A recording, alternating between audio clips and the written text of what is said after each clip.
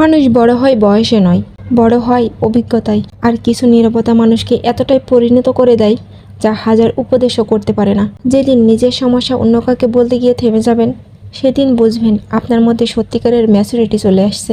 জীবনের একটা সময় পর্যন্ত আমরা মনে করি মানুষ আমাদের কথা শুনবে, বুঝবে, অনুভব করবে। তাই কোনো কষ্ট হলে আমরা কাউকে খুঁজি, বন্ধু, আত্মীয়, পরিচিত, যাকেই কাছে পাই তার কাছে নিজের মনের ভারটা, কষ্টটা নামিয়ে রাখতে চাই। কিন্তু জীবন যত এগোয় ততই আমরা একটা কঠিন সত্য শিখি। কিন্তু সবাই তোমার অনুভূতি বুঝবে না, সবাই তোমার পাশে থাকার কথা বলবে, কিন্তু সবাই কিন্তু পাশে থাকবে না। অনেক সময় তুমি দেখবে যাকে সবচেয়ে বেশি বিশ্বাস করেছিলে সেই মানুষটাই তোমার দুর্বলতার গল্প অন্যের কাছে বলে বেড়াচ্ছে।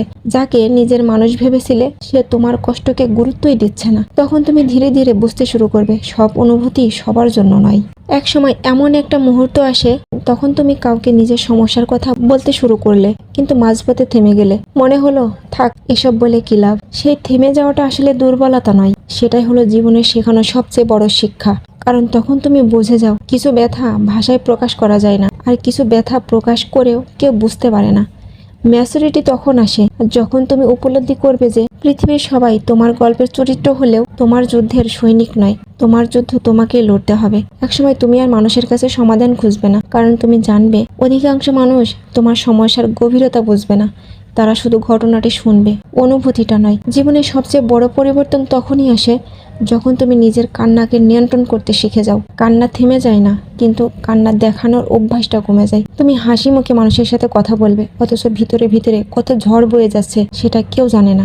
বয়স বাড়ার সাথে সাথে মানুষ বুঝতে পারে সব সম্পর্ক চিরস্থায়ী নয়, সব প্রতিশ্রুতি সত্যি হয় না, সব আশা পূরণ হয় না। যাদের জন্য একসময় রাত জেগে চিন্তা করতে, একদিন তারাই হয়তো তোমার খবর নেওয়ার প্রয়োজনও মনে করবে না। এই বাস্তবতাগুলো যখন মানুষকে স্পর্শ করে তখন সে ধীরে ধীরে নীরব হয়ে যায়। কথা কমে যায়, অভিযোগ কমে যায়, প্রত্যাশা কমে যায়। আর একটা সময় আসে যখন তুমি অন্যের কাছে নিজের দুঃখের গল্প না বলে নিজের ভিতরেই সমাধান খুঁজতে শুরু করো। তুমি বুঝতে শিখছো মানুষের দরজায় দরজায় ঘুরে শান্তি পাওয়া যায় না। সত্যিকারের শান্তি আসে নিজের ভিতর থেকে, আর আল্লাহর উপর ভরসা রাখার মাধ্যমে। কারণ মানুষ হয়তো কিছু সময়ের জন্য সান্ত্বনা দিতে পারে, কিন্তু হৃদয়ের ক্ষত সারিয়ে তোলার ক্ষমতা একমাত্র আল্লাহরই আছে।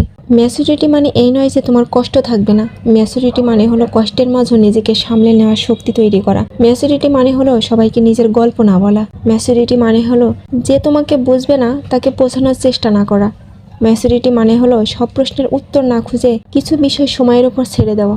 ম্যাচুরিটি মানে হলো মানুষের পরিবর্তনের জন্য কষ্ট না পেয়ে বাস্তবতাকে মেনে নেওয়া। আর সবচেয়ে বড় কথা, ম্যাচুরিটি মানে হলো নিজের নীরবতার মূল্য বুঝতে শেখা। তাই যেদিন নিজের সমস্যা অন্য কাউকে বলতে গিয়ে হঠাৎ থেমে যাবেন, যেদিন নিজেকে দুর্বল ভাববেন না, কারণ সেই দিনটাই হয়তো আপনার জীবনের এমন একটি দিন যেদিন আপনি বুঝতে পারবেন মানুষ বড় হয় বয়সে নয়, বড় হয় অভিজ্ঞতায়। আর কিছু নীরবতা মানুষকে এতটাই পরিণত করে দেয় যা হাজারো উপদেশও তা করতে পারে না। কিছু কথা মুখে বলা যায় না, কিছু কথা চোখে প্রকাশ পায়, আর কিছু কথা শুধু আল্লাহ জানে।